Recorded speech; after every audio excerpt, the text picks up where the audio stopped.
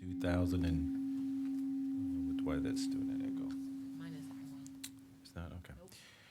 Today is June 13th, 2023, and we will begin with the Pledge of Allegiance led by Commissioner Crawley.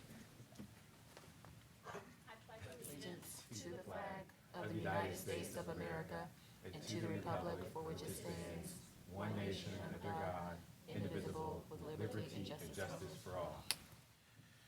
Thank you, Commissioner Crawley. Last time she said I was leading the pledge, and she said that I started before she could even stand up.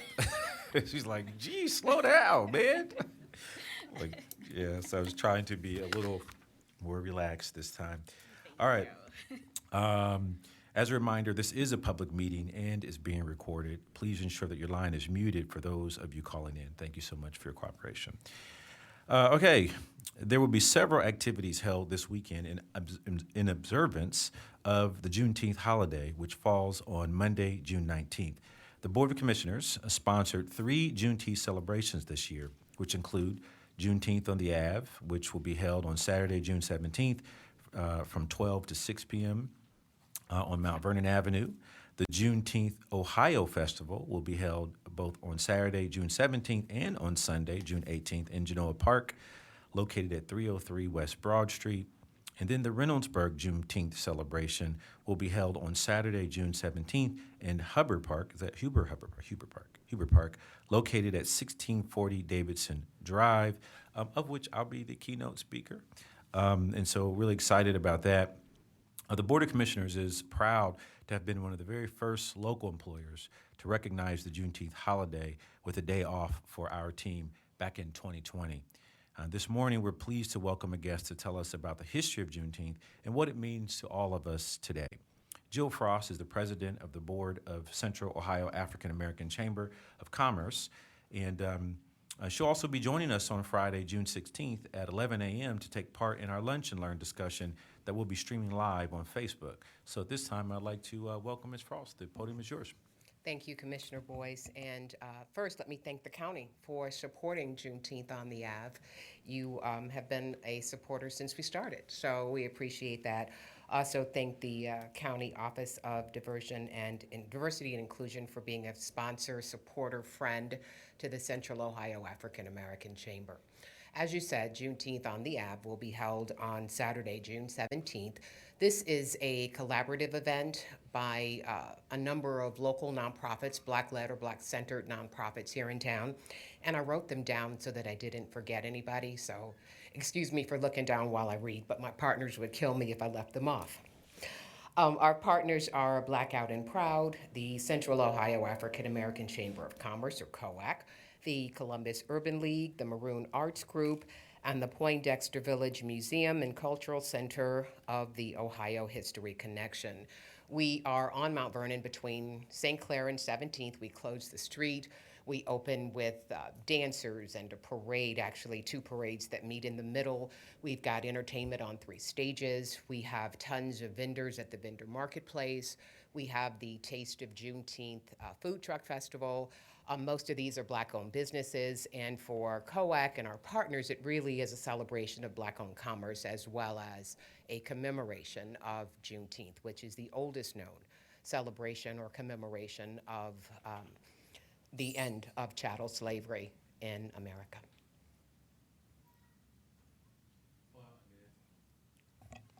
I think it's fitting today that you see so many celebrations honoring Oh my God, yeah. that time, But I'll tell you, so many of you are maybe familiar with an institution that just opened up recently in Central Ohio called Adelphi Bank. The original history about that name was it was actually originally called 1865 Bank. But we tested that year, we tested it in focus groups. And it was amazing at how many people didn't know the significance of 1865. Right. So you'd put it in a focus group and they'd sit there and you say, when you hear the 1865, what does that mean to you? And everyone would say, nothing. And it was amazing how many people don't know that history. And so and it's an unfortunate part of our history. But what's good about democracy and about the American history is that we're constantly evolving. We're constantly changing for a better society, a better republic, a better democracy. And that's really what this celebration of Juneteenth is. It's owning our history, but more importantly, building from it, learning from it and building from it. And to me, that's what Juneteenth is all about. And it is a holiday because not of what those folks experienced in the day that they were truly freed, but it's a holiday because it allows us to reflect for just a moment on how those folks felt and the path to which we've all come. You know, in 2017, I became the very first African American to serve as a county commissioner in the history of Franklin County. Think about that for a second. And by the way, Commissioner Crawley is the first first black female elected as a county commissioner in 2020, right? 22. Jeez. And so think about that for a second. Think about, it feels like you've been here for. I know. But think about it for a second. Think about it. We had a African American president of the United States of America before there was ever an African American commissioner. Think about that for a second. We've got a little ways to go. And so we're growing each year. This community is becoming stronger and better, and we're learning from it. And that's the beauty of America. That's the beauty of what we are in these United States. And so I just had to say that. You teed it up perfectly for me. Thank you. We appreciate it. As you probably understand, we struggle with language around this day, right? It is a commemoration of the unthinkable, but it is also a celebration of that stuff in the middle, because there's some good stuff in the middle, right? And so even on our team, we struggle with it. I struggle to call it a celebration because I'm standing here in 2023, and I'm only 3 to 4 generations outside of bondage. Mm-hmm. My great-grandmother was born to parents who lived in bondage. Mm-hmm. And so it is unthinkable. It is just the unthinkable. However, there is good stuff in the middle. So we commemorated with a celebration. Hopefully that threads that needle a little bit. Commissioner Crawley, did you? Please. Thank you so much for being here. And as always, because I am the newest member to the board, as Commissioner Boyce said, elected last November.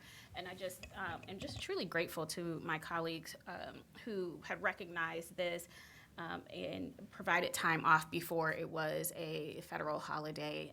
And it's a testament to the values that this board has held and continues to hold. But I think, especially right now, in the environment that we live in, and there's this national discourse around diversity, equity, and inclusion, race in this country, and I can't tell you how many people, I guess a couple of years ago when this became a national holiday, where folks were like, I didn't even know what Juneteenth was. What is this? And it's like, oh, when the rest of the enslaved were found out that they had been free in Galveston, Texas, right, where the Emancipation Proclamation had already been signed. And then you think about that history, and then all of the history that we all share. Like, it's not just Black history, it's American history that we don't know about. Mm-hmm. And I know that a number of our staff and administration and my colleague, Commissioner O'Grady, just went on a tour, civil rights tour, and understanding the things that are still happening in this country that are a product of enslavement. And I think it is imperative, no matter how this gets taught, whether it's in schools, it will be, or in community, it's important for us to know where we come from, the things that have happened, so we don't repeat them, but understanding that, at the end of the day, Black Americans, African Americans, enslaved Americans. My great-grandmother was born in 1899, and her parents were enslaved. And so, I wouldn't be here but for, them and, the life that they lived, trying to make sure that I could be the first Black woman elected to the Board of Commissioners, and I would say the same for my colleague, Commissioner Boyce, that Absolutely. Their contributions to this country, he is a product of his ancestors and their wildest dreams. And so thank you for being here today and all that you are doing to, I get it, the language is hard, but uplift and continue to raise awareness around Juneteenth. Thank you to my colleagues for, our continued effort to raise awareness. And I look forward to attending some events this weekend. Awesome. We hope to see you there. Tons Absolutely. of great food and great entertainment and great vendors. Absolutely. Thank you. Thank you, Ms. Frost. And I do want to take a minute. You said something, Commissioner Crawley, and I want to just acknowledge Commissioner O'Grady because I feel like, it's really, when we start to make progress when everyone sees the value of owning our history and learning about that history and connecting with it. It's easy for Commissioner Crawley and I to be advocates of the progress and the history needed. But I always feel like when folks like Commissioner Grady are willing to do their part to move that needle, to change the conversation. And I just want to acknowledge, because since I've been on the board, I know that whether we're in behind the scenes closed doors or out in public, he has really been a staunch supporter of this entire conversation from day one. And I know former Commissioner Marilyn Brown was also the same. And so, that's when you really see, I think, real progress is when we all kind of own that trajectory and even the unfortunate legacy that it's left behind. So, And I think that goes to show, there's a difference between allyship and being a co-conspirator. I talk about that all the time. I don't need another ally, especially when it's time to be an ally and then you don't make forward movement. Like a co-conspirator is someone who takes a step in furtherance of a cause. And I absolutely agree with Commissioner Boyce, Commissioner O'Grady, and our administration and team are co-conspirators in the movement to address racism, white supremacy, uplift things like Juneteenth and other holidays, and people who have made contributions to this country, understanding that, again, just like anyone else who made contributions, our lives, our efforts go to, moving this country forward still. It's appreciated, the speed with which Franklin County recognized Juneteenth as a holiday. And I'm not a part of the commission, and so we didn't see the back of the house conversations, but it felt very fast, and it was very appreciated. an easy decision. Deputy Administrator Bivens asked me to remind the public, too, that it's not just a day off, but a day on, to try to find something to engage, something to learn, or something to celebrate about this moment in history. And so that is a challenge from this Board of Commissioners to you, listening public. It's not a day off, but a day on, and let's make a difference. We can also share our freedom stories. Every family has a freedom story, especially as global as our community is. We all have a freedom story. And I haven't, as a head of my family, done a good enough job of talking to my family about Lily and Clara and Catherine and William and Esty and all the other folks who came up from Kentucky. Yay.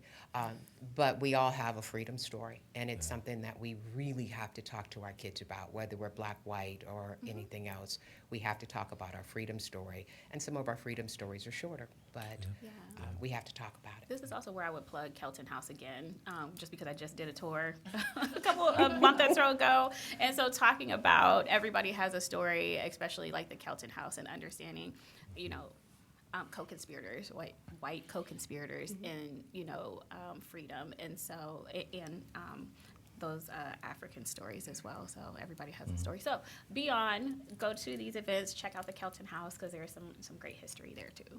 Thank you so much for having me this morning, Yep, thank you. and hope to see you guys this weekend. Absolutely. We'll see you this weekend. Absolutely.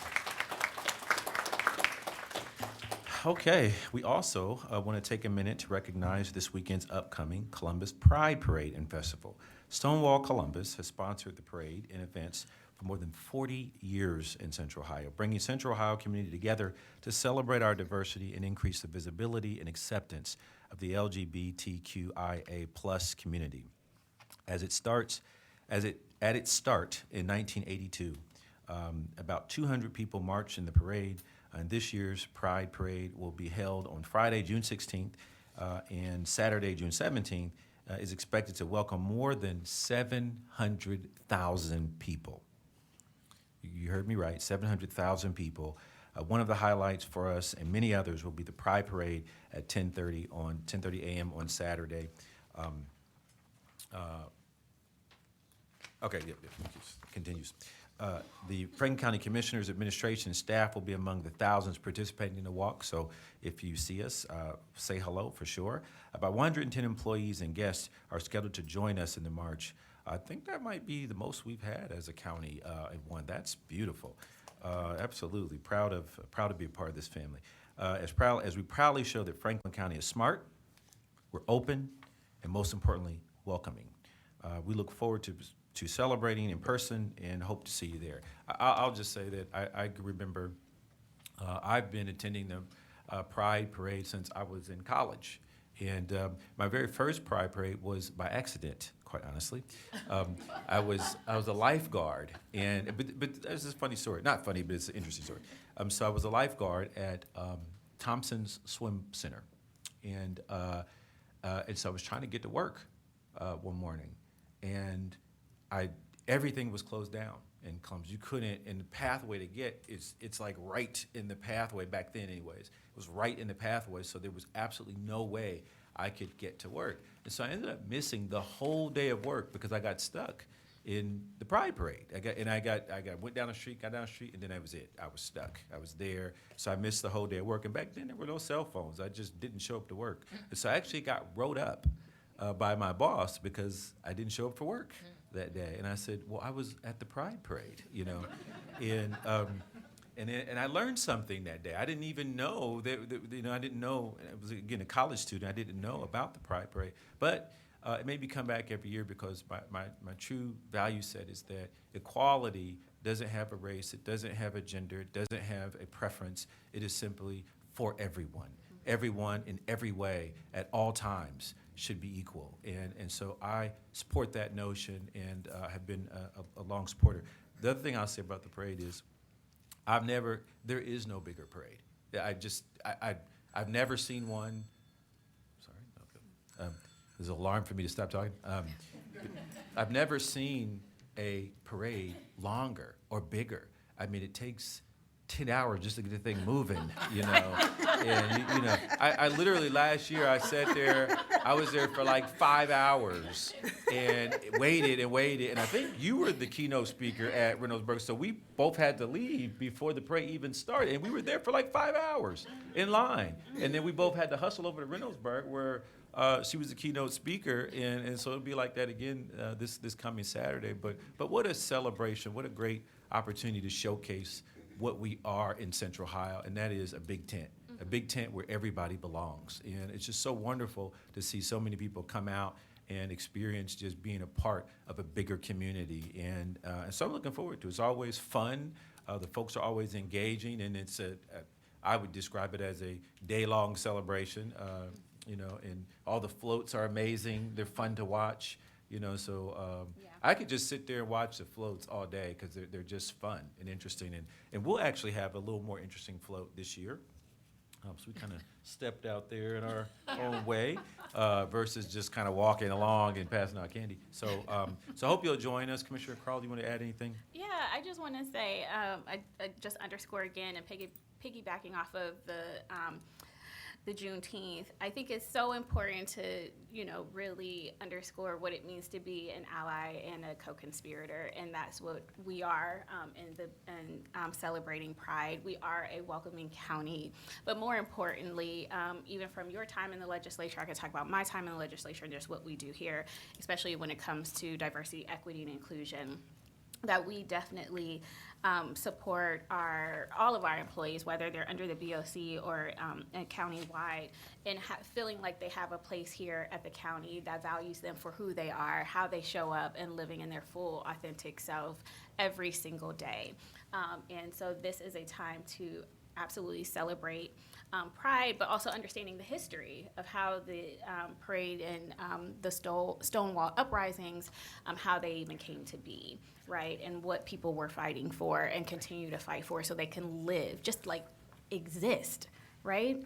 every single day without the threat of someone who may not believe that they should, and they're just fighting for their own existence. And we understand that as we just talked about what Juneteenth was. And so I look forward to this weekend. As you said last year, it did take 5 hours. I live right there, so I was like, I'm just gonna go back in and get some coffee, and I'll come right back out because y'all still gonna be in the same place, right in front of my apartment, and I will join y'all. But I look forward to walking with our county staff this weekend, and then some other celebrations going on. So again, I just am appreciative of this board and what you all have done before and continuing the tradition. I'm happy and feel very privileged to be a part of Team Franklin County.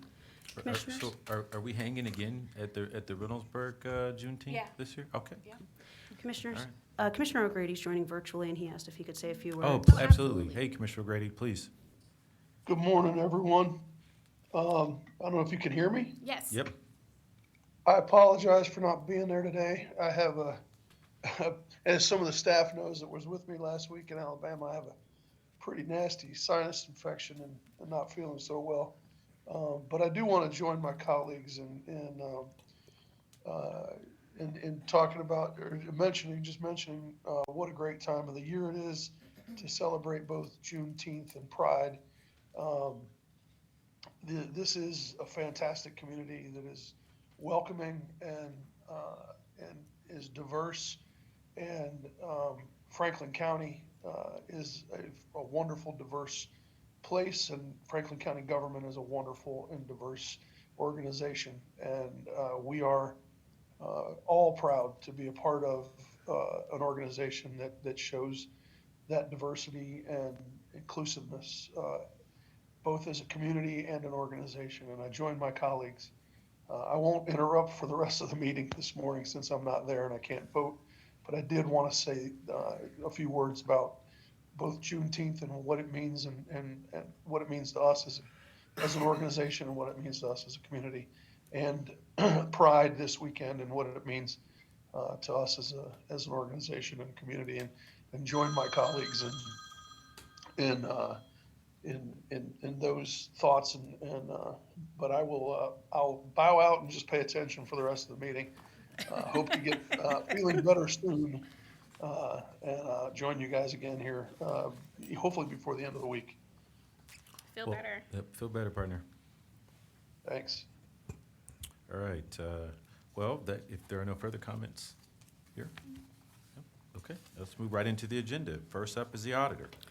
Resolution number 45123, resolution authorizing a consultant contract with LaShondra Baker, doing business as LBB Edutainment LLC for diversity, equity, inclusion, and belonging consulting and development services in the amount of $40,000. Good morning, Commissioners and County Administration. Trenton Weaver, Staff Counsel for County Auditor Michael Stinziano. One item for you today. This resolution seeks to enter into a consultant contract in the amount of $40,000 with LaChandra Baker, doing business as LBB Edutainment for diversity, equity, inclusion, and belonging consultant and development services. As a public-facing organization with accountability to the public trust, the Auditor's Office believes it's critically important to adopt and embed values based upon best DEI practices. Edutainment will conduct a full DEIB assessment using surveys, assessments, and interviews, and ultimately collaborate with the Auditor's Office to create a complete DEIB statement, goals, framework, as well as asynchronous and live training modules for current staff and new hires. Pending any questions, we would ask for your approval of this resolution. Thank you. Okay, if there are no comments or questions, I move for approval of Resolution 451-23. Second. Moved and seconded, voting, Commissioner Crawley. Yes. Commissioner Boyce. Yes. Resolution number 45123 has been adopted. Thank you. Next is coroner.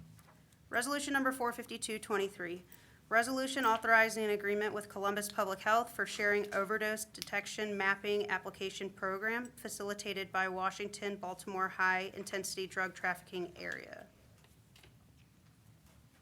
Good morning, Commissioners. It's Amanda Wright for representing the Coroner's Office and Dr. Nathaniel Overmeyer. So the resolution, we wish to collaborate with Columbus Public Health regarding the Overdose Detection Mapping Application Program, also known as ODMAP, which is facilitated by the Washington-Baltimore High Intensity Drug Trafficking Area, so HIDA. Both Columbus Public Health and ourselves provide data to ODMAP, and ODMAP is an electronic mapping source that allows the Coroner's Office and other participating agencies to visualize overdose incidents, fatal and non-fatal, in near real time.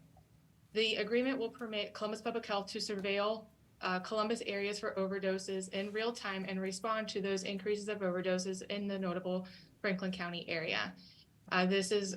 We've asked for your approval of this resolution and to allow the county administrator to sign on our behalf, as this has also been approved to form by the prosecutor's office. Any questions? I am here to answer. If there are no comments or questions, I move for approval of Resolution 45223. Second. Moved and seconded, voting. Commissioner Crawley. Yes. Commissioner Boyce. Yes. Resolution number 45223 has been adopted. Thank you. Thank you. Engineer? Resolution number 45323, resolution to update the annual progress report relating to the Franklin County Engineers Anti-Racism and Equity Program supporting the Franklin County Board of Commissioners' declaration of racism as a public health crisis. This me now? Good morning, I Commissioners. think after, okay, good. Good morning, Commissioners. Good morning. Morning. My name is Cornell Robertson, honored to serve as the elected county engineer for every resident, every day. Commissioners, before we get into our resolutions, I would like to make mention that to reflect upon, to uplift, and to commemorate Juneteenth, we're going to hold a Juneteenth blood drive this week. It's going to be this Thursday, June 15th, and I would like to make mention of that so that if any of our other county family or even constituents would like to join us, they'd be more than welcome.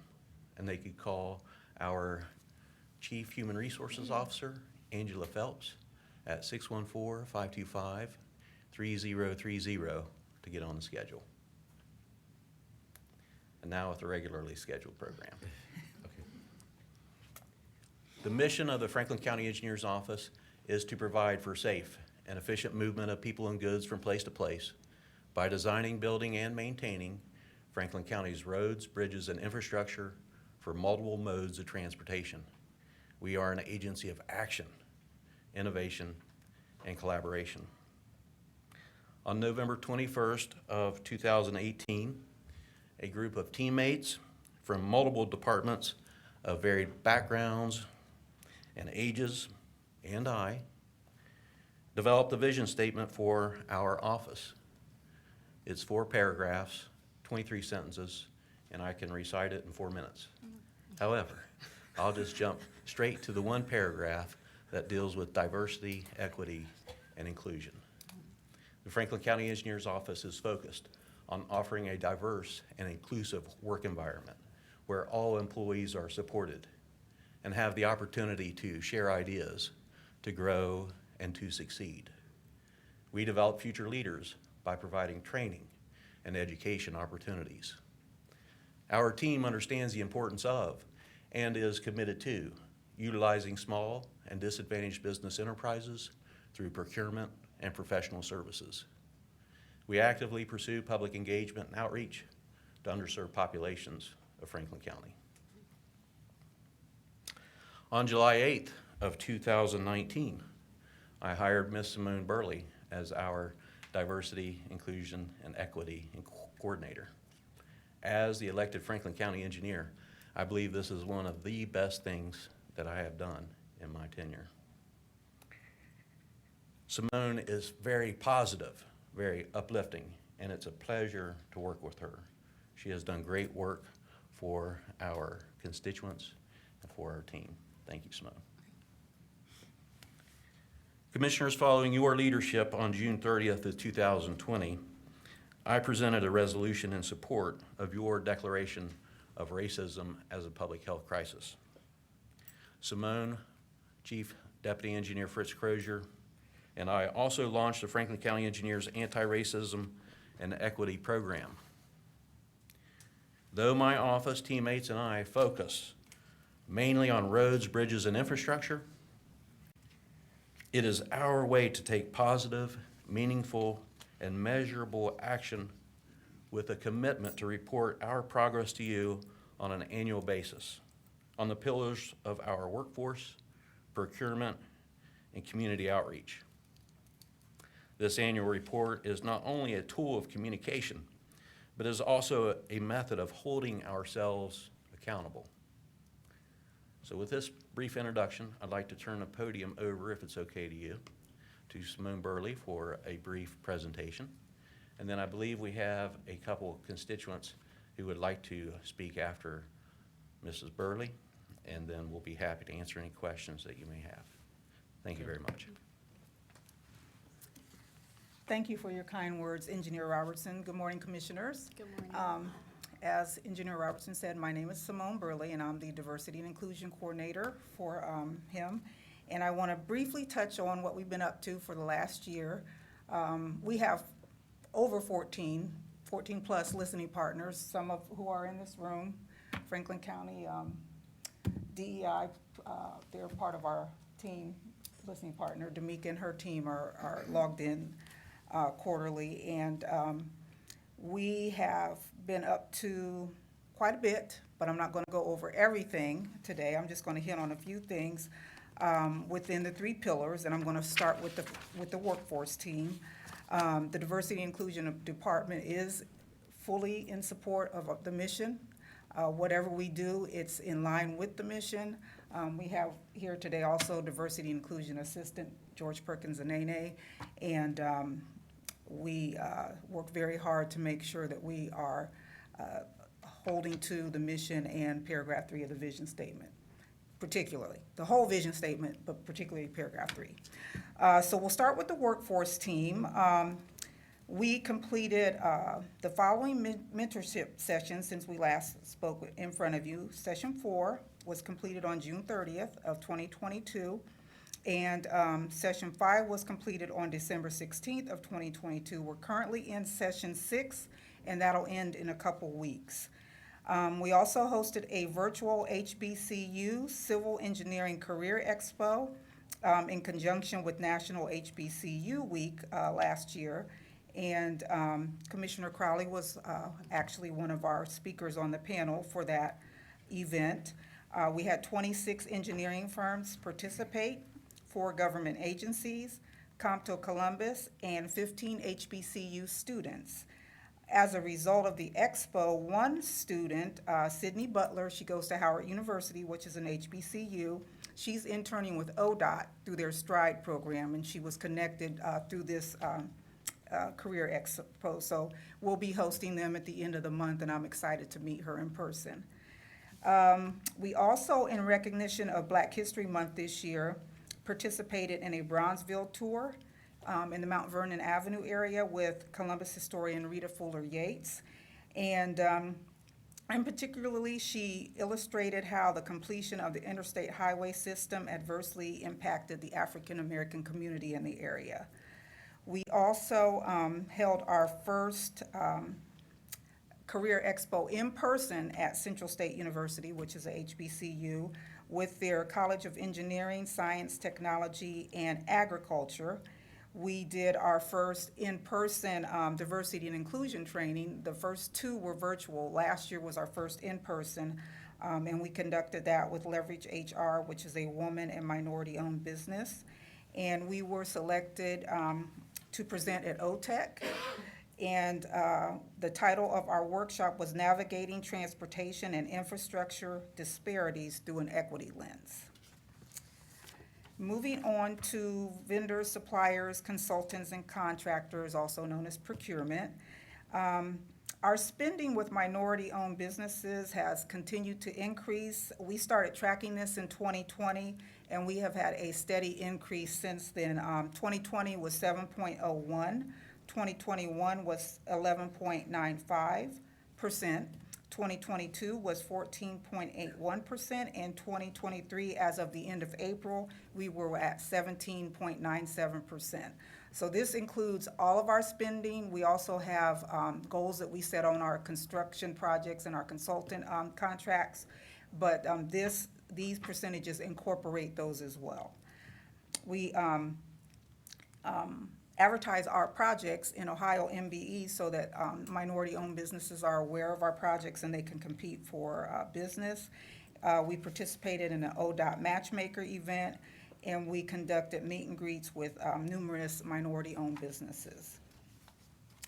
Moving on to our community outreach and public engagement, we hosted a cohort of Crystal Ray interns. We have 4 of them, and that was through their professional work study program. And 3 of our 4 interns received awards at the end of the year. We are very proud of them. One of our graduating students who worked in our tax map department through Crystal Ray is now a paid summer intern. So she was very excited to get that opportunity. We continue our partnership with Ohio Avenue Elementary, that's our adopted school, and we do things like reading and tutoring, STEM Day, Career Day, back to school kickoffs, and Engineer Robertson donates every year to every student in the school hat, scarf, and gloves. And we're looking forward to continuing that partnership with them. Engineer Robertson is a Scarlet Level partner of Compto Columbus, and we just had our scholarship luncheon. This is, I think, your 6 years as Scarlet partner. I know I've been there, it'll be 4 years, and you were a Scarlet partner when I got there. So he's been a partner with them for quite some time. And he is a Buckeye level sponsor for NSBE OSU, and we have resumed our visits to Columbus City area commissions post-pandemic. So far, we've gone to 4. We actually have another one scheduled for this evening, and so that's just kind of to get in front of the City of Columbus residents. A lot of people don't know much about the County Engineer's Office, so we make ourselves available, let them know what we do, lend a hand when we can. Those have resumed as well. We do also have attached to the report our snapshot and all of our quarterly reports that we issued from our listening partners. I do want to point out one or two things on the snapshot. We increased our minority hires last year by 29%. And just as an example, when Engineer Robertson took office, we had 6.4% African American teammates employed by our agency. In 2023, as of now, we have 12.3%, so that's almost double. We are very intentional in our hiring practices. We implemented a blind hiring process, which means I sit on the interview panel of every interview. So when we get the applications, we don't see names, we don't see addresses, all we see is numbers. And then we look at the credentials, we give the number back to our HR person, and we don't even see the names of the people that are being interviewed until after that. And then that's the blind interview process. And I think that as a result, we've been able to broaden our reach, and we've been very intentional in our recruitment efforts, and I think it's paid off, and our numbers show that. I think I'll stop now. We have 2 of our listening partners here, Taj Bakari and Sonia Simpson, if it's okay if they speak. Sure. Okay. Thank you for your time. Come on forward.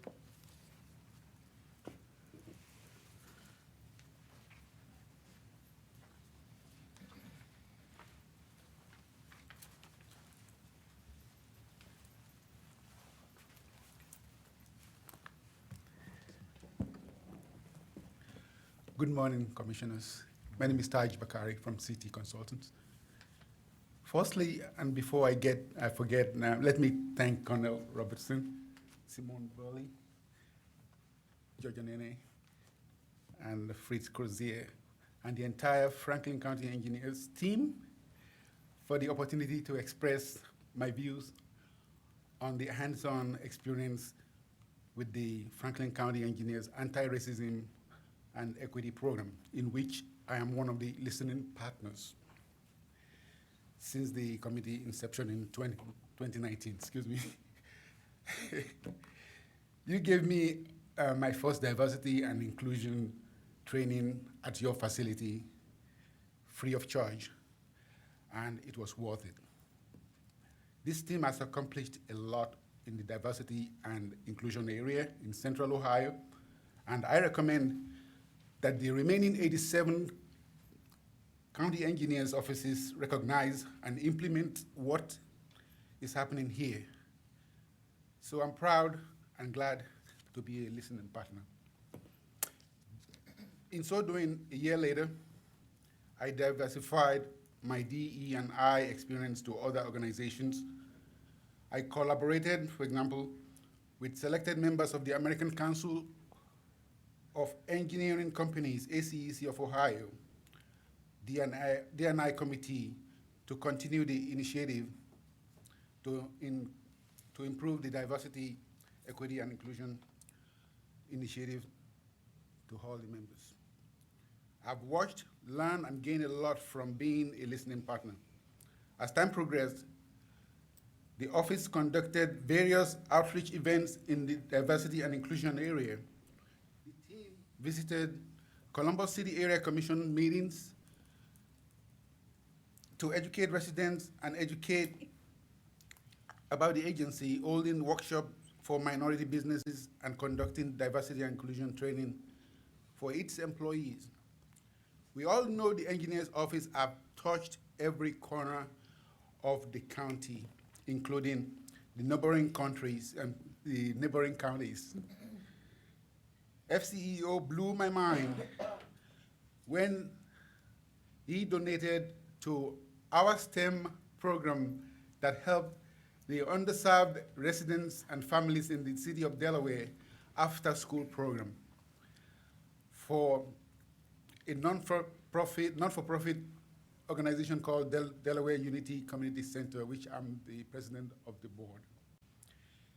I'm proud to say that I'm one of the professionals who personally recommended Franklin County Engineers Colonel Robertson and his office for the Excellence in Diversity and Inclusion in Business Award of the ODOT ACEC Civil Rights Symposium. I learned a lot. I learned hopefully that a working environment that has implemented diversity, equity, and inclusion is a welcoming, equitable, and safe place for all. And lastly, as they say, diversity is being invited to a party. Inclusion is being asked to dance. Thank you.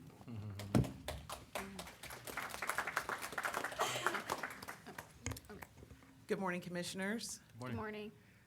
Also to staff, Franklin County, Cornell Robertson, et cetera.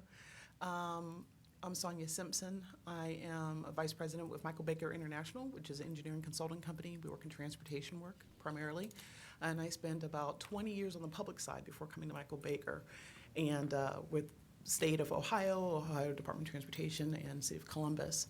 I've been a part of many diversity, equity, inclusion initiatives at all those agencies, and currently sit on the corporate council at Michael Baker International for our DE&I committees. I have to say, as a listening partner, I am excited, enthralled, all the positive things with regards to what Colonel Robertson and his team have been doing. Being a listening partner, we have the opportunity to hear and talk about and provide feedback with regards to the various projects and initiatives they have been undertaking over the time since they began. And I love the fact that they're looking for our feedback. They take our feedback into consideration for their next steps, what they're doing. I have an interesting perspective currently, and then from my former roles that I interact with nearly or many of the 88 county engineers around the state. I don't think any of the rest of them are doing anything like this at all. So this is rare, it is special. I think you all should know that. And it's not just checking a box, it's about real commitment to the idea of we want everyone to be represented. You heard what they were talking about as far as their internal workforce and what's been going on there. It is now more reflective of the county that they're serving. That's huge, because you don't see that a lot in certain types of county agencies, state agencies, city agencies. Often you have little pockets, but to see that reflection of the group, the microcosm, that's fantastic. So I applaud what Engineer Robertson and his team are doing. I look forward to continuing to be a listening partner, and I just want to say we support and are honored to continue to uplift, spread the word, and hopefully some of your peers around the state will take up the mantle as well. So I thank you very much for your time. Have a good morning.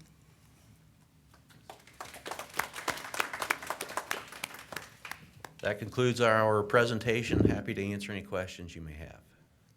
No questions. I just want to acknowledge your work and your efforts. I mean, we definitely see you, to use Commissioner Crawley's comments, a co-conspirator in our efforts to move the needle as it relates to Franklin County, not just from a hiring standpoint, but from procurement and contracting standpoint. And that's, when we all look back years from now, it will be easy to quantify our work by looking at those things, and that matters, And so I know I speak on behalf of my colleagues when I say we're grateful for you engaging in this process with us. So. Yeah, I would just say, and I think I've shared with you many times, Mr. Engineer, the appreciation that I have for your commitment. I think right now in this time that we live in, we talk about pre-George Floyd and then like post-George Floyd era. And we have seen in a post-George Floyd era where there has been this commitment to DE&I right after his murder, and then it's kind of like, it kind of died down. But your commitment started even before his murder, right? You understood the value of having a diverse agency. You understand, and I think we had a conversation when we were talking about ARPA dollars, and some of the communities around Franklin County that had not had investment, understanding the history of having highways built through communities of color, and then even after that, not really having investment in infrastructure in different parts, and you wanted to make sure, you let me know that you wanted to make sure that all areas of Franklin County have investment, and that you were committed to right-sizing that to the extent that you could, and making sure that areas that had been underrepresented, had not had investment, absolutely did, and prioritize those projects. And so I just want to say thank you. Thank you for your ongoing commitment. It is not a check in the box. It is what else can you do? And you're always looking for ways to, continue to put dollars in the right places so everyone in Franklin County can see this as a place where they can live, work, and play, and that they're valued, and that even their roads and bridges and are accessible for them. So thank you. And having a diverse staff in your agency too. Quite welcome. Okay, thank you. All right. If there are no additional comments or questions, I move for approval of Resolution 45323. Second. Moved and seconded voting. Commissioner Boyce? Yes. Commissioner Crawley? Yes. Commissioner Boyce? Yes. Again. Resolution number 45323 has been adopted. Okay, thank you. Next, we have a public hearing for the resolution 454-23. Can the clerk please read the public hearing? Establishing, altering, and widening of Dublin Road, County Road number 10 from Scioto Darby Creek Road, County Road number 29 to Tuttle Road, Norwich Township and Washington Township, Franklin County, Ohio, viewed engineer to file plans as necessary. At this time, I'd like to open the public hearing for this resolution. Is there anyone here who would like to speak at this public hearing? Okay, seeing that there are none, I would like to close the public hearing and have the clerk read the resolution into the record. Resolution number 45423, establishing, altering, and widening of Dublin Road, County Road number 10 from Scioto Darby Creek Road, County Road number 29 to Tuttle Road, Norwich Township and Washington Township, Franklin County, Ohio, viewed, engineer to file plans as necessary. Commissioners, as stated, this capital improvement project is in the northwest part of the county in Norwich Township and Washington Township along Dublin Road from Scioto and Darby Creek Road north to Tuttle Road.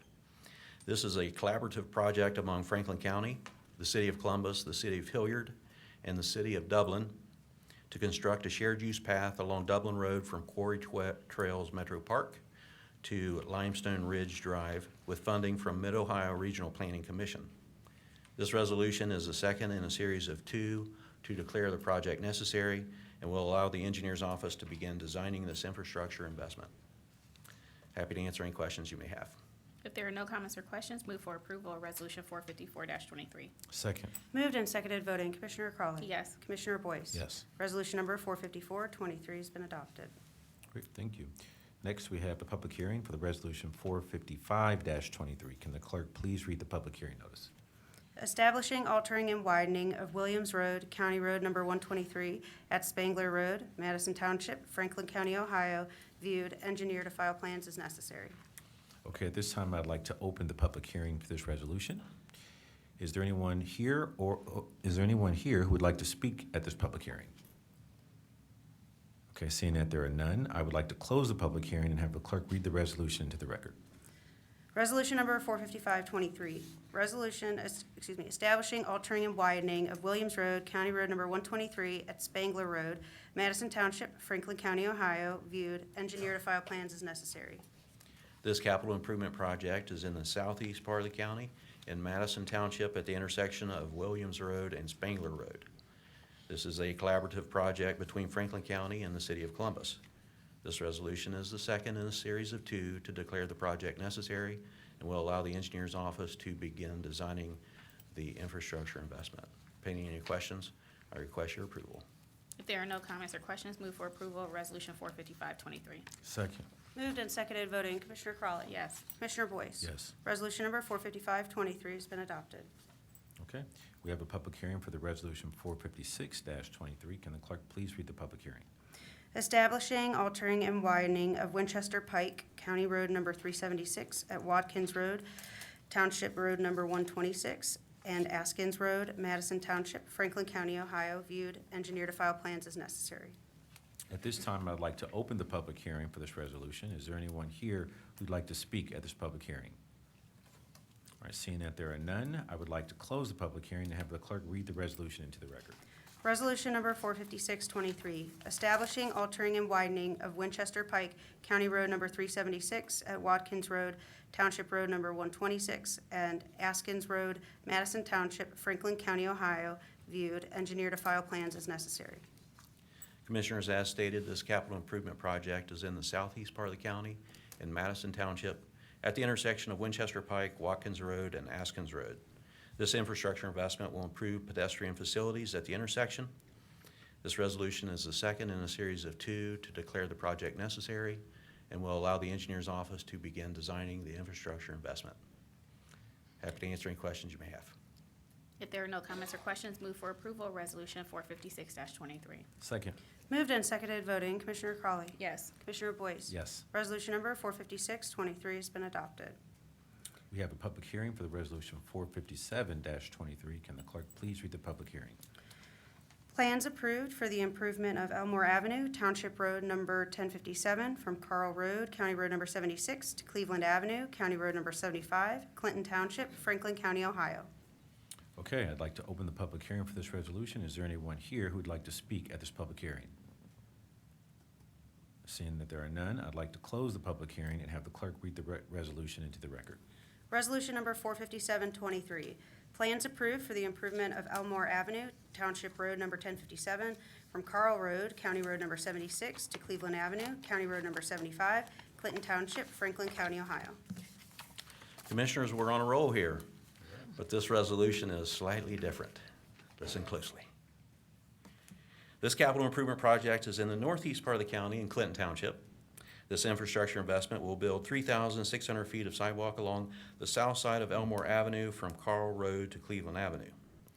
With this resolution, I am asking you to approve and sign the title sheet so we can schedule the competitive bid opening to begin construction. So it's a little further along in the process. I respectfully request your approval.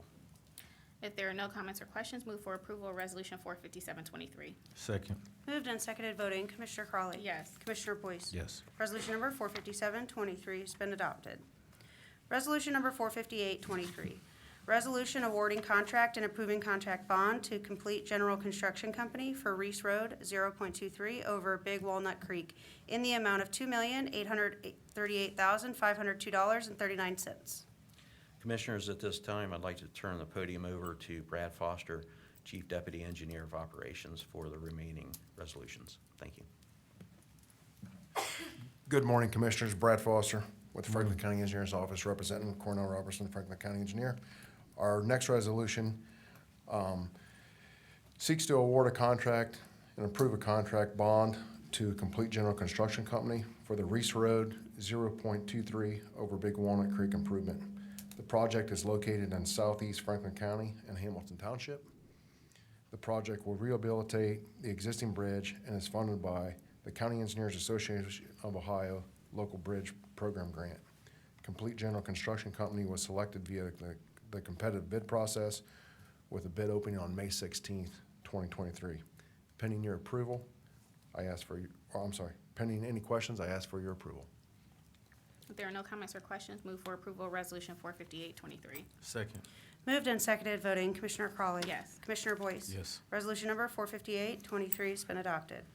Resolution number 45923, resolution awarding contract and approving contract bond to Complete General Construction Company for Hayden Run Road 6.74 over Scioto River in the amount of $2,393,251.23. Commissioners, our next resolution seeks to award the contract and approval of the bond to Complete General Construction Company for the Hayden Run Road 6.74 over Scioto River Improvement Project. The project is located in northwest Franklin County and the city of Columbus. The project will rehabilitate the existing bridge and will accommodate an additional shared use path. The project is funded by the Clean Ohio Trails Funds and also Ohio Public Works Commission dollars. Complete General Construction Company was selected via the competitive bid process with a bid opening on May 24th, 2023. This is also a locally funded project that includes Engineer Robertson's EBE program that will be implemented. The EBE goal on this project is 6%. Pending any questions, I would ask for your approval. If there are no comments or questions, move for approval of Resolution 459-23. Second. Moved and seconded, voting Commissioner Crawley. Yes. Commissioner Boyce. Yes. Resolution number 45923 has been adopted. Resolution number 46023, resolution granting approval to declare equipment obsolete and no longer needed for Franklin County use and authorizing the sale of said equipment. Commissioners, the next resolution seeks authorization to declare equipment obsolete and authorizes the sale or proper disposal of the identified equipment. We will allow political subdivisions a designated period of time to bid and purchase those items before offering them to public auction. Pending any questions, I ask for your approval. If there are no comments or questions, move for approval of Resolution 460-23. Second. Moved and seconded, voting Commissioner Crawley. Yes. Commissioner Boyce. Yes. Resolution number 46023 has been adopted. Resolution number 46123, resolution requesting the Ohio Department of Transportation to reduce the speed limit on Stall Road, County Road number 145, Pleasant Township, Franklin County, Ohio.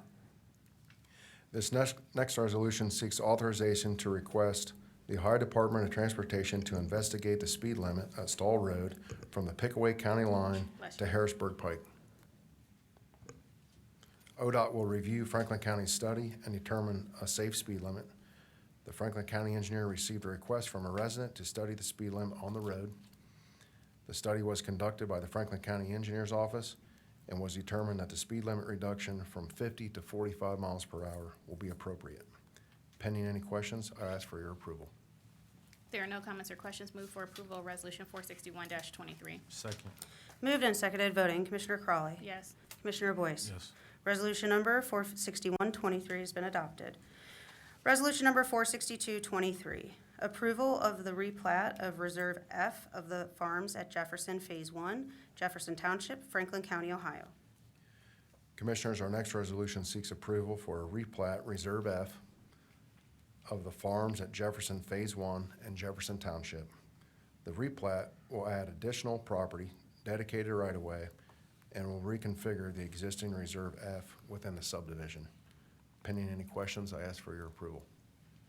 There are no comments or questions. Move for approval of Resolution 462-23. Second. Moved and seconded voting. Commissioner Crawley. Yes. Commissioner Boyce. Yes. Resolution number 46223 has been adopted. Resolution number 46323, resolution authorizing County Engineer Cornell R. Robertson to submit applications and execute project agreements on behalf of Franklin County for Ohio Public Works Commission funding of road and bridge projects. Commissioners, this is our final resolution, and we seek authorization to submit applications and execute project agreements on behalf of Franklin County for Ohio Public Works Commission funding. Applications will be submitted in September of 2023. Project awards will be made later that year. While a final determination has not been made on the exact projects we will submit this round, the following projects are likely candidates. Those include Etterman Road, 0.175 over South Fork Indian Run, Renner Road from Alton Darby Creek Road to Spindler Road, Roar Road between Bixby Road and Shook Road, the Walnut Street intersection at State Route 605 and Walnut Street, and potentially any other project on our May 11, 2023 capital improvements list. Pending any questions, I ask for your approval. If there are no comments or questions, move for approval of Resolution 463-23. Second. Moved and seconded voting. Commissioner Crawley. Yes. Commissioner Boyce. Yes. Resolution number 46323 has been adopted. Thank you all very much. Appreciate your patience today with our lengthy agenda and additional time for presentations. Very kind, appreciate it. Absolutely. Hey, happy Infrastructure Day. Yes, well said. Hope you have a happy Infrastructure Day as well. Commissioner O'Grady, I hope you feel better, sir. Thank you all. Thank you. Have a good one. Next is the sheriff. Resolution number 46423, resolution authorizing a transfer of appropriations and a purchase order for the return of prisoners. Good morning, Commissioners and County Administration. Albert Smith, Assistant Finance Director for the Sheriff's Office. This resolution authorizes the transfer of appropriations and approval of a purchase order to cover the necessary expenses incurred in the pursuit and transport of prisoners.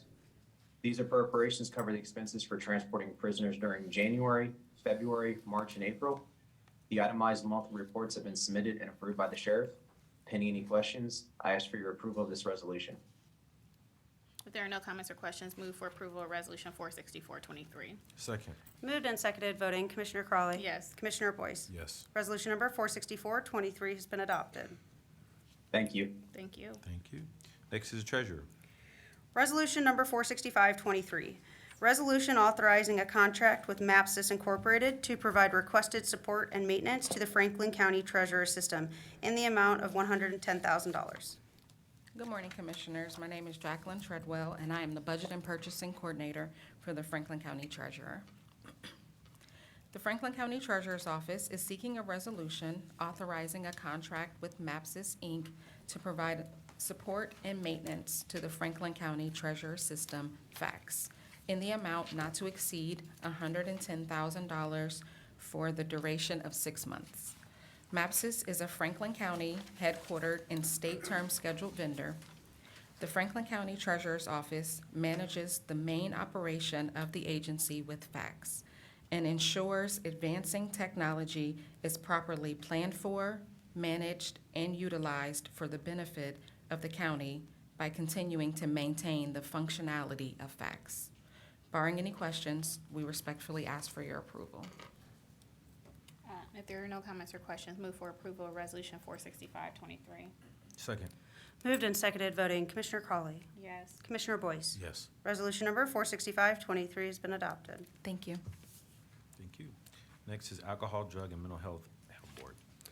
Resolution number 46623, resolution authorizing a guaranteed maximum price amendment number 3 to modify the original contract agreement with Elford Incorporated to provide construction manager at-risk services, including construction services associated with the construction of a mental health and addiction crisis center not to exceed $32,640,507 for a total amount of $50 million.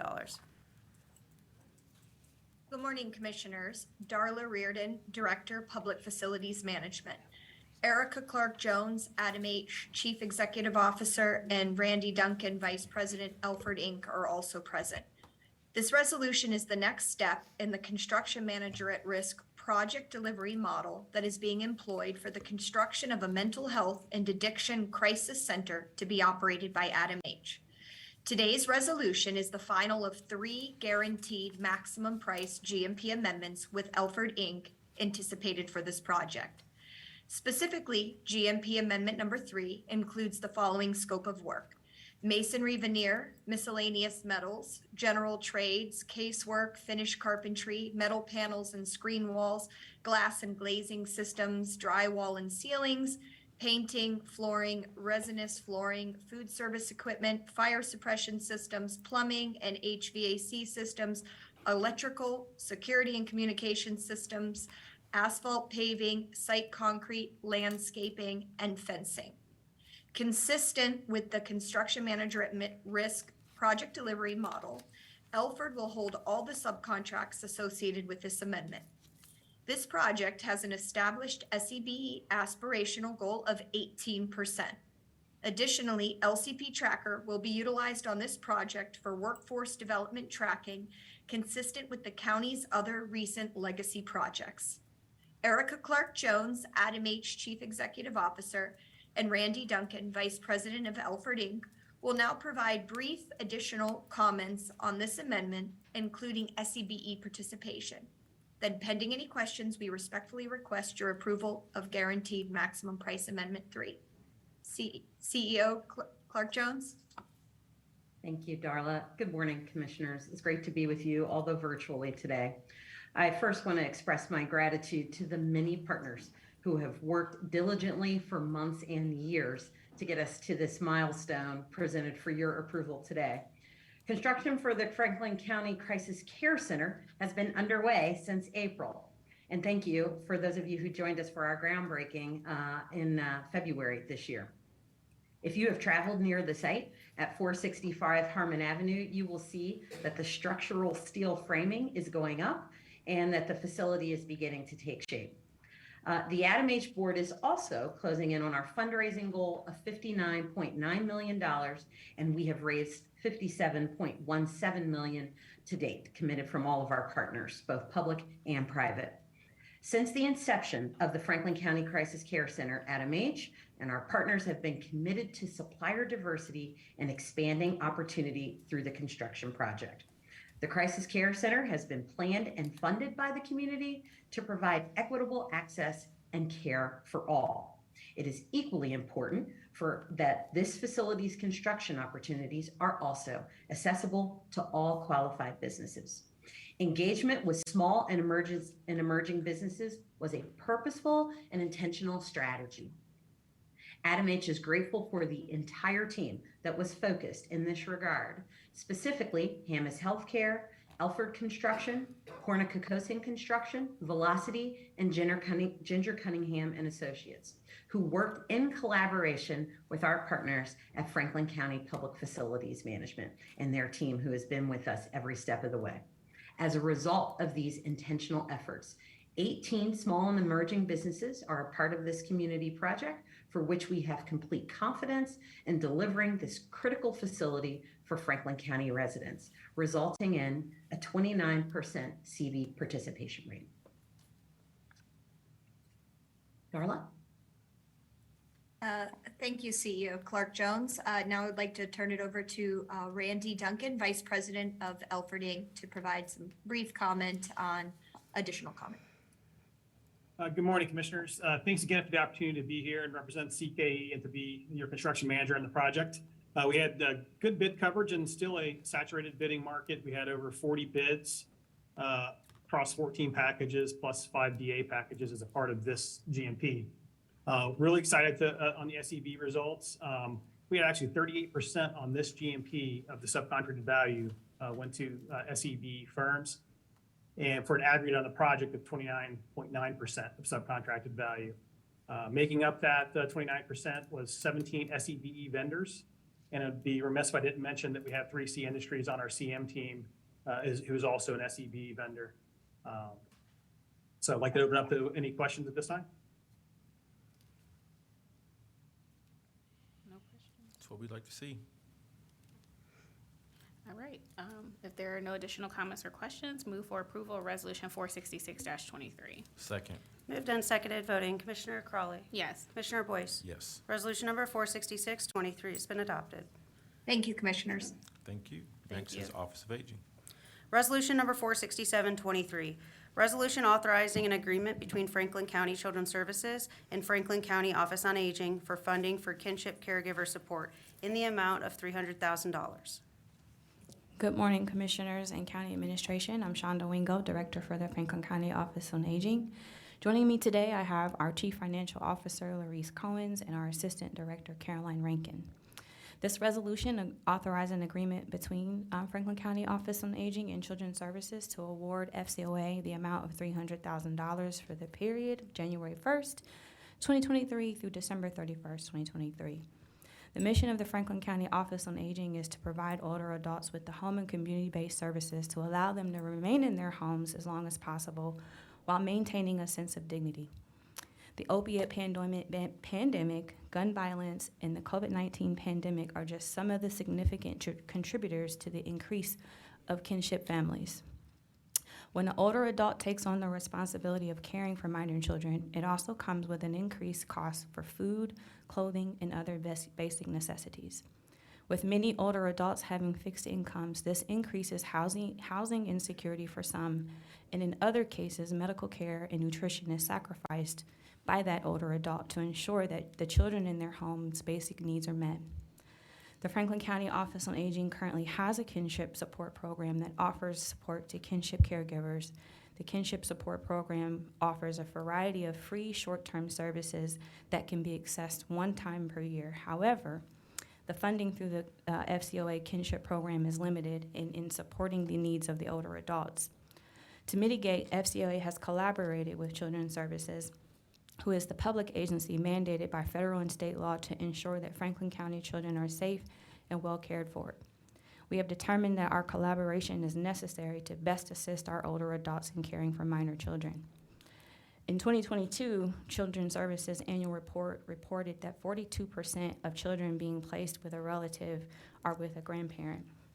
This doesn't account for the numerous kinship families who do not have formal placements in place. This funding made available through the agreement will allow FCOA to support up to 200 youth in kinship homes. Funding will assist kinship caregivers with services including but not limited to clothing, food, appliances, strollers, cribs, baby swings, rent, and utility assistance, and other tangible items that are excluded from our current grant funding. This resolution does address the social determinants of health under the domains of social and community context by providing these services through this grant program. This resolution also supports goal number 12 of the Rise Together Blueprint. And pending any questions, we respectfully request your approval of this resolution. If there are no comments or questions, I move for approval of Resolution 467-23. Second. Moved and seconded, voting Commissioner Crawley. Yes. Commissioner Boyce. Yes. Resolution number 467-23 has been adopted. Thank you. Thank you. Thank you. Next, Community Partnerships. Resolution number 468-23, resolution authorizing a COVID-19 recovery grant with St. Stephen's Community House to provide gap funding to the Mid-Ohio market in the amount of $108,000. Good morning, Commissioners, County Administration, Curtis Brown, Community Partnerships Administrator. This resolution will be authorizing a COVID-19 recovery grant to St. Stephen's Community House in the amount of $108,000 to provide gap funding for their Mid-Ohio market. The Mid-Ohio market at St. Stephen's provides free and nutritious foods to Franklin County residents, as well as stabilization and resource support by providing connections with additional community resources through wraparound services and short-term case management. The market currently operates a total of 27 hours a week, 5 days a week, and offers a mobile market that operates twice a week.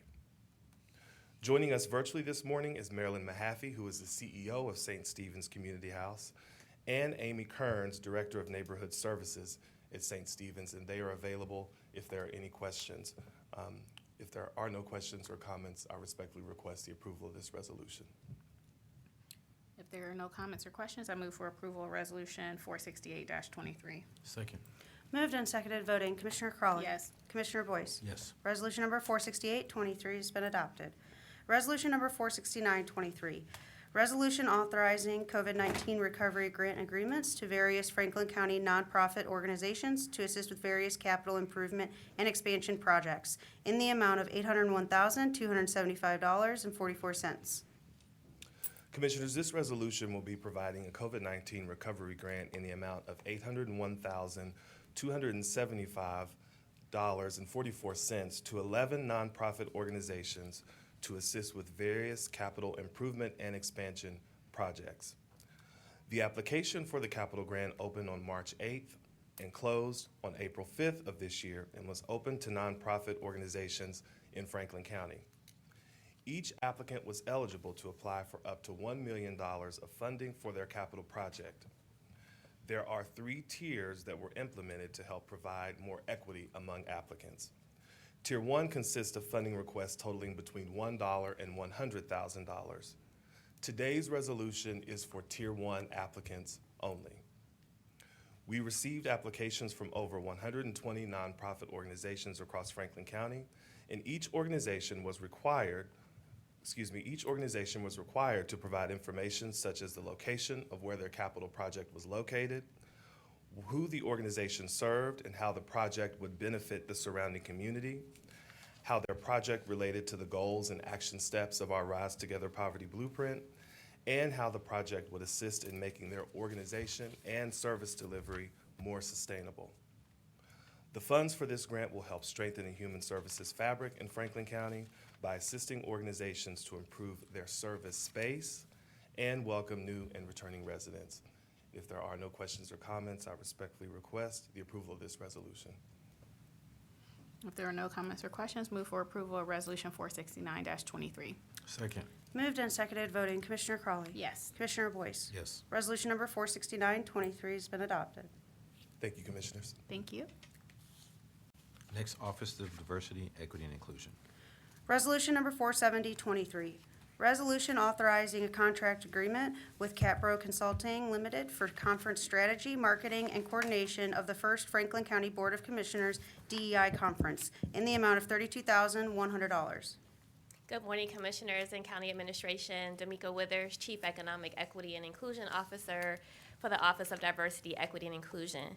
The Office of Diversity, Equity, and Inclusion is hosting its first Franklin County Board of Commissioners DEI Conference, Engage, Discover, Ignite, organizing our collective power on Thursday, November 9th, 2023 at the Hyatt downtown.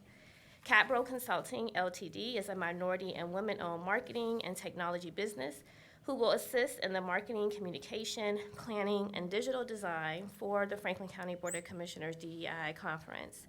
The conference is designed for all who are looking to learn about best practices in DEI strategy, collaboration, and education. The conference will have 4 learning pathways, which will focus on economic equity, workforce development, effective collaboration, and driving policy and using data. The conference event will be a catalyst for creating a more diverse, equitable, and inclusive world of work. In collaboration with community partners and organizations, we will help shape workplace policies, provide ongoing support for small and emerging businesses, unleash pools of talent, champion DEI, and cultivate better workplace cultures. And Capro Consulting will execute this vision for the conference with providing services for pre-event management, coordinate communications with facilitators, source and manage small and emerging businesses, manage registrations, write and distribute press releases, create branding style guides, and social media marketing. CEO Katie Brower-Person is here today if you have any questions. And if there's no questions, I respectfully request your approval of this resolution. If there are no comments or questions, if there are no comments or questions, I move for approval of Resolution 470-23. Second. Moved and seconded voting, Commissioner Crawley. Yes. Commissioner Boyce. Yes. Resolution number 470-23 has been adopted. Thank you. Thank you. Next is Economic Development and Planning. Resolution number 471-23, resolution authorizing an agreement with Greater Columbus Sister Cities International for services that foster economic opportunity and cultural partnerships between Franklin County and international communities in the amount of $125,000. Good morning, Commissioners. Director James Schimmer from Economic Development and Planning.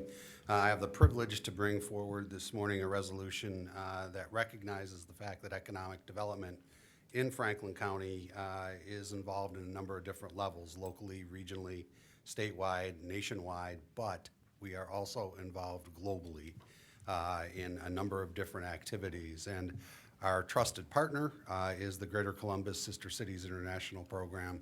This is a contract that does not exceed $125,000. The Sister Cities Program is a nonprofit that was created in 1996 as an outgrowth of the Columbus Chamber's international commerce efforts. Under the contract, under this agreement, GCSCI will develop and implement programs to promote and assist in international trade and investment within our region and for the purpose of economic development and local employment growth. They will facilitate Franklin County's direct interest by assisting formation of interested delegations to our sister cities led by the Franklin County Commissioners on occasion. But additionally, one of the big points is education, and that is to provide cultural enrichment through exchanges of visual and performing artists, introducing Columbus businesses, agencies, and other organizations to like-minded counterparts in our sister cities to share and exchange ideas and topics on global issues, diversity, equity, inclusion, health and human services, efficiency in government and operations, and technologies. The Sister Cities program, and I'm happy to have Executive Director Jamie Staley with us today, and Samin Dadfar, and a number of folks that have gone through a new program, and we were hopeful that Jamie could say a few words about that program this morning and introduce her attendees. Absolutely. Good morning, Commissioners. It's great to see you, and it's great to be here to share a new project. Much of our work in 2023 in 2022 was focused on building out of the pandemic, but one of the projects that my team and I worked on was something we call CIRCLE, which is creating international relationships through cultural leadership education. And that program is 4 weekends for young professionals, Friday evening to Saturday evening, where they come together and they're put in a variety of experiences that take them out of their comfort zone. And I've invited 3 of them here today to share a little bit about the impact of that program. At the completion of that program, they actually take a delegation to one of our 10 sister cities that they don't know which one they're heading to until weekend 4. So it's a little bit of a gamble. They could be heading to India or China or, in their case, Italy. But I wanted to give them an opportunity to talk a little bit about why global leadership is something we need to be paying more attention to. We have a lot of global investment coming in, and we want to make sure that the leaders of tomorrow understand how to navigate in those moments of leadership that are the in-betweens, when you don't necessarily know the answer and you have to figure out how to pivot, or you're working with someone who perhaps comes from a different culture than you have. And so I'm going to invite them up and let them introduce themselves. And while they do that, I want to make sure that we highlight that Samin Dadfar just celebrated 6 years with Sister Cities.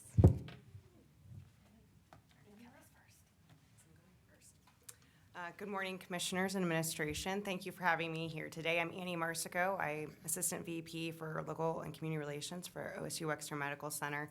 And I am the oldest person in our cohort, and I can tell you I have participated in a number of different leadership programs over the years. I think 3 before I did this, and I have to say I told a friend before Mike Shattuck got to me that I had sworn off any more leadership programs. I felt like I had crossed off that list. But this one was completely different. It was such a wonderful experience. Commissioner Boyce, we got to spend time with you over dinner. It was a small cohort, so it was an intimate setting. We got to meet with leaders and really have a dialogue that you don't get to have in those larger groups. And we got to bond in a different way because we spent time together for 4, as Jamie said, 4 cohorts before we went on an international trip. And there's nothing like traveling internationally to make you bond with your cohort. So I am forever grateful for the program. For me personally, it was coming out of the pandemic. I had 2 small children, and I felt like all I did was work and have kids, and I didn't have time for me. And this really allowed me to have that time and to grow professionally and personally. Good morning, everyone, and thank you for having me as well. My name is Kelly Lombardo Matthews, and I was also a participant in this year's Circle program.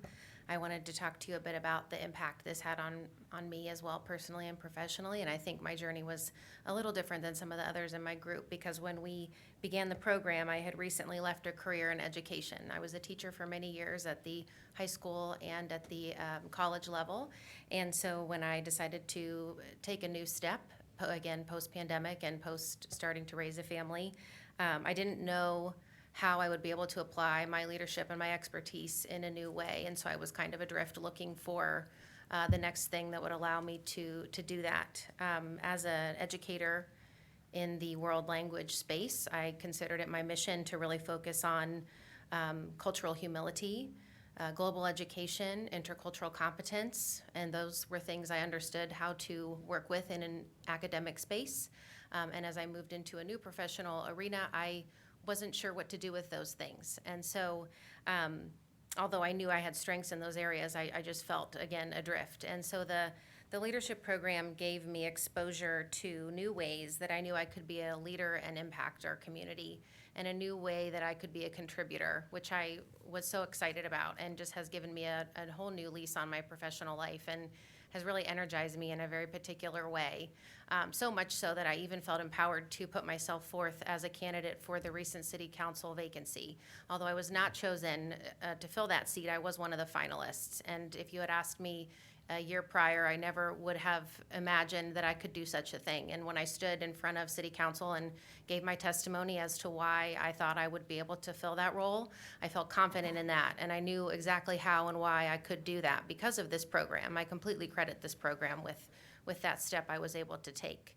I think that also in my career path where I am now, I'm with Ease Logistics in Dublin, and I'm in the marketing department. But I've been able to assert myself and place myself in rooms where my expertise applies. They are piloting their DE&I efforts in a new way, and I'm able to be in that room because I've put myself there, thanks to this program, because I know I can contribute, and I know that I can be a co-conspirator, and I can be an ally, and I can make a difference there, both with my academic background and the things that I specialized in as a teacher, but also seeing now how they apply in a different way. Of course, the global partnerships are important to me. That's what I taught about, and it's what's, I think, embracing that is what helps us to be a welcoming city. But I think, again, all these things that I've been able to do with the DE&I program at my employer, with our workforce development efforts, that I've been able to, again, put myself in some rooms. I've been able to do some things that I would not have been able to do. I would have been able to do them, but I didn't know that I could do them. And so I'm very grateful to Jamie and to Samin and to everything that the program did, and all of our speakers that we were able to encounter for showing me that about myself. So thank you very much.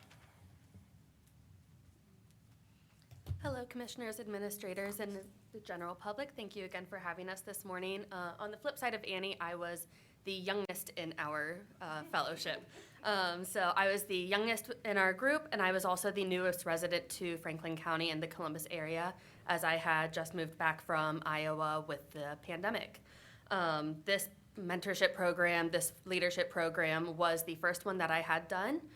With being the youngest in our cohort, this afforded me unparalleled mentorship, not only from my fellows, but also from Samin and Jamie. I don't think I need to tell anyone in this room how amazing those two are.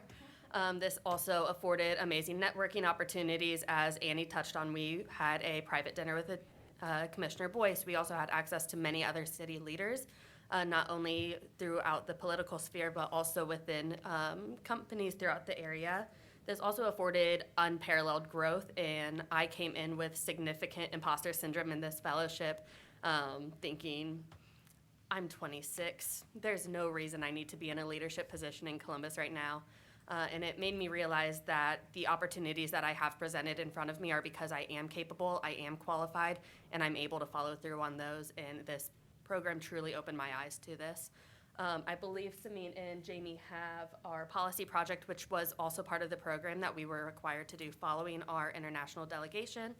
This focused on workforce development, and we really looked into the alternative pipelines into careers, not just the college aspect. We touched on the Columbus Promise, the wonderful opportunities that are afforded with that, and we also did case studies on assorted local community organizations such as ACT Ohio, Ohio Building Trades, and Eco Plumbers, as well as the Wexner Medical Center, seeing which ways we could better support our community and how to build up those areas, those workforce development, and help solve some of the issues focusing on Franklin County.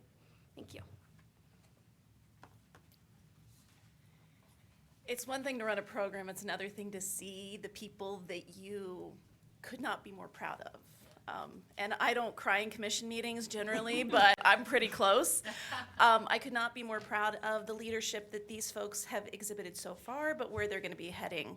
And I like to tell them they're my retirement plan. So we're happy to take any questions you have about the Circle program or really any of Greater Columbus Sister Cities programming. I don't have any questions, just a comment to say that I'm sorry that you had to endure that dinner with me that day. I truly believe that leadership is ever evolving, and it's how it's defined by you. You know, there is no formula to it, and there is no sort of perfect scenario for leadership. But I wish you all Godspeed in your endeavors, and congratulations on completion of the program. Good luck. Yeah, I would just echo Commissioner Boyce. Congratulations on completing the program. You know, I think that it's phenomenal that you all had this opportunity to learn from each other, learn from other people, travel. I think it's necessary in this geopolitical space and understanding what's going on in different countries. I mean, we think ours is the best, and we see that there's places where we absolutely can improve, but we can also learn from other cities and other countries and what they're doing and bring back best practices and how we can implement it here and how we can, or how you all can see your contributions and leading in a space that everyone doesn't always get an opportunity to lead in and with a different perspective and view, understanding what's going on in other places in the world. So congratulations. I look forward to hearing from Samin and Jamie about all of the wonderful things you all are doing. And you know, if there's any way that I can be a resource, please let me know. But congratulations, and looking forward to supporting this resolution. Thank you, Commissioners. If there are no other questions, and there aren't, I would ask for your approval of this resolution.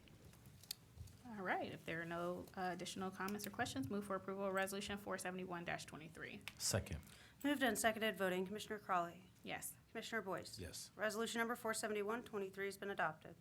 Thank Okay. you, Commissioners. Thank you. Madam Clerk, I'm going to need a quick restroom break. Okay. I've been holding this off for a while, so I'm going to have to take a couple minutes restroom break, and then I will come right back. So if Jobs and Family Services want to come on up, give me 1 second.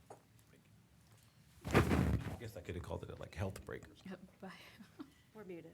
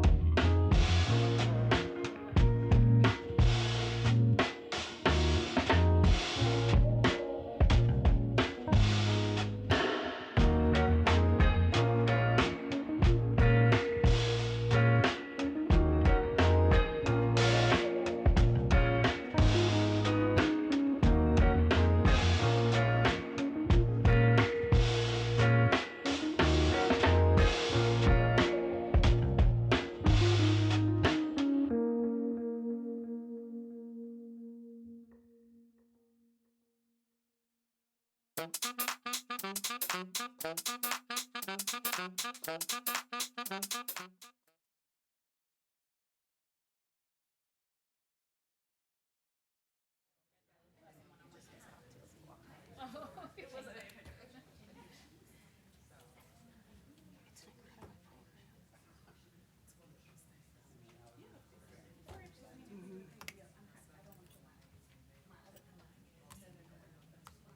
a really cool program.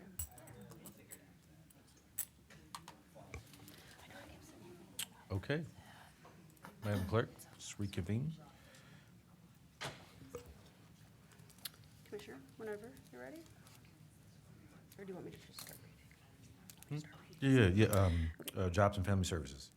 Resolution number 47323, resolution authorizing supplemental appropriations for social services contracts and additional overtime related to Medicaid unwinding efforts. Good morning, Commissioners. Vivian Turner, Chief Administrator. We are respectfully requesting an adjustment to our 2023 budget appropriations. The appropriations will support an array of community partnership contracts utilizing American Rescue Act dollars and general revenue funds above the amount originally requested in our 2023 budget. It also includes an additional allocation for emergency rental assistance funds and appropriations to support overtime for the Medicaid unwinding project. The agency has sufficient resources to support these appropriations after receiving over $20 million in additional allocations and revenues that were not originally anticipated in this budget. And pending any questions, we request your approval of this resolution. If there are no comments or questions, move for approval of Resolution 473-23. Second. Moved and seconded, voting. Commissioner Crawley. Yes. Commissioner Boyce. Yes. Resolution number 47323 has been adopted. Thank you, Commissioners. Thank you.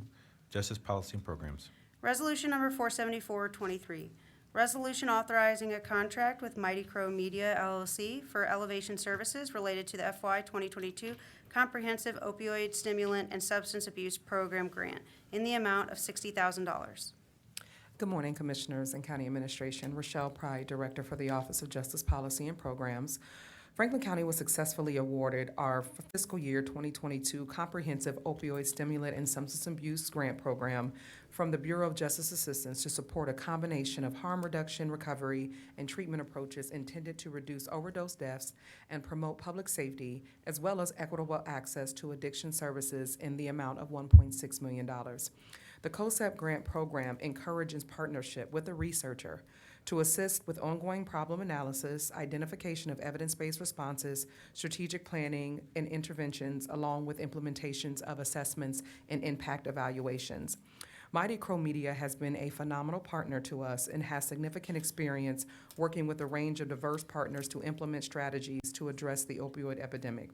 Mighty Crow has also partnered with our office to evaluate grants that come from other justice and opioid-related intervention programs over the past 5 years and has demonstrated a very good and strong professional reputation for exceeding contract deliverables. This resolution requests this contract with Mighty Crow Media for a term of 3 years, March 2023 and terminating December of 2025 to in the amount of $60,000. This will be a continuation of services that are already being provided and utilization of resources in tandem with that. Pending any questions, we would seek your approval of this resolution. If there are no comments or questions, move for approval of Resolution 474-23. Second. Moved and seconded, voting. Commissioner Crawley. Yes. Commissioner Boyce. Yes. Resolution number 47423 has been adopted. Resolution number 47523, resolution authorizing the acceptance of a subgrant award amendment from Franklin County Public Health Centers for Disease Control and Prevention Overdose Data to Action Grant, allocating additional funding to equipment for linkage to care services in the amount of $16,000. In October of 2022, the Board of Commissioners authorized acceptance of our 3-year supplemental extension subgrant award from Franklin County Public Health Centers for Disease Control and Overdose Data to Action to provide peer support case management and drop-in center services for individuals at risk of overdose death due to opioid abuse in the amount of $335,508.59. This resolution is presented to you today for authorization to accept a third-year supplemental extension sub-grant award amendment from Franklin County Public Health, allocating an additional $16,000 to our partner Jordan Crossing, which is located in one of our highest impacted zip codes for the overdose epidemic, which is 43204. Jordan's Crossing requested funding to purchase a utility vehicle to transport local homeless individuals with limited physical mobility to their location to receive peer support, food, hygiene, medical care, linkage to substance use, and/or mental health treatment, and they would not otherwise be able to access this support. An amendment to this award is required before an amendment can be made to the actual contract with Jordan's Crossing, allocating the additional funding. A separate resolution will be presented in the future to request authorization for that contract. Pending any questions, we would seek your approval of this resolution. If there are no comments or questions, move for approval of Resolution 475-23. Second. Moved and seconded, voting. Commissioner Crawley. Yes. Commissioner Boyce. Yes. Resolution number 475-23 has been adopted. Thank you. Thank you. Thank you. Public Facilities Management. Resolution number 476-23, resolution authorizing the First Amendment to the Master Services Agreement with Global Tellink Corporation to provide inmate telephone and other enhanced services. Good morning again, Commissioners. Darla Reardon, Director, Public Facilities Management. Also joining me today is PFM Chief Operating Officer Vivian Alexander. Resolution number 73721 authorized a master services agreement with Global Tellink Corporation, GTL, for the provision of inmate telephone and other enhanced services in all necessary equipment at both Franklin County Correction Centers at no cost to the county. As part of the construction of the continuation phase of the new correction center, it is necessary to obtain additional inmate telephone and related services. The services provided by GTL to the county under this amendment remain at no cost to the county, including the supply of equipment, hardware, cabling needed to deploy inmate telephone services and enhanced services such as tablets and video visitation. Pending any questions, we request your approval of this agreement. Thank you. If there are no comments or questions, move for approval of Resolution 476-23. Second. Moved and seconded, voting. Commissioner Crawley. Yes. Commissioner Boyce. Yes. Resolution number 476-23 has been adopted.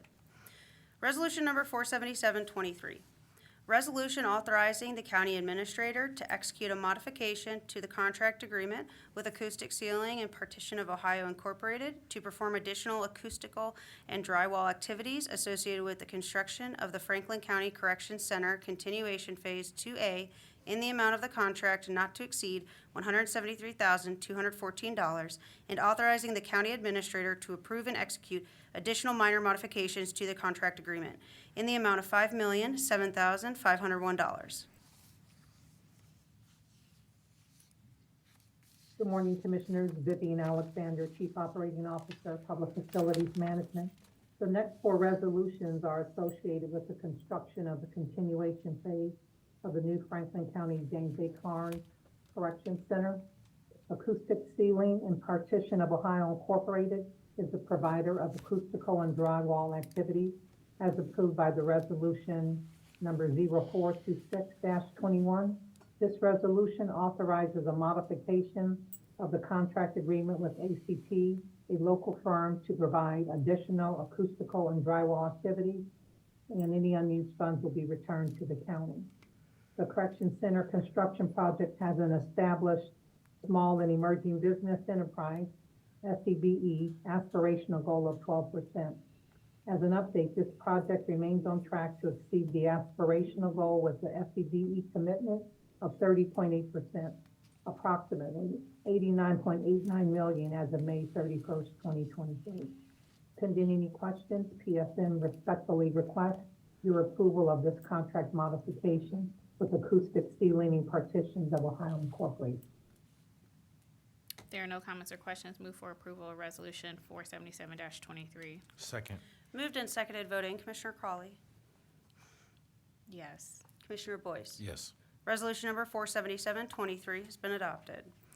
Resolution number 478-23, Resolution authorizing the county administrator to execute a modification to the contract agreement with Precision Industrial Services Incorporated to perform additional epoxy flooring activities associated with the construction of the Franklin County Correction Center Continuation Phase 2A in the amount of the contract not to exceed $36,606, and authorizing the county administrator to approve and execute additional minor modifications to the contract agreement in the amount of $725,297. Precision Industrial Services Incorporated, a minority business enterprise, is the provider of epoxy flooring activities for the construction of the continuation phase for the new correction center, as approved by Resolution 0466-21. This resolution authorizes a modification of the contract agreement with Precision to provide additional flooring work, and any unused funds will be returned to the county. Pending any questions, PFM requests your approval of this contract modification with Precision Industrial Services Incorporated. If there are no comments or questions, move for approval of Resolution 478-23. Second. Moved and seconded, voting Commissioner Crawley. Yes. Commissioner Boyce. Yes. Resolution number 478-23 has been adopted. Resolution number 479-23.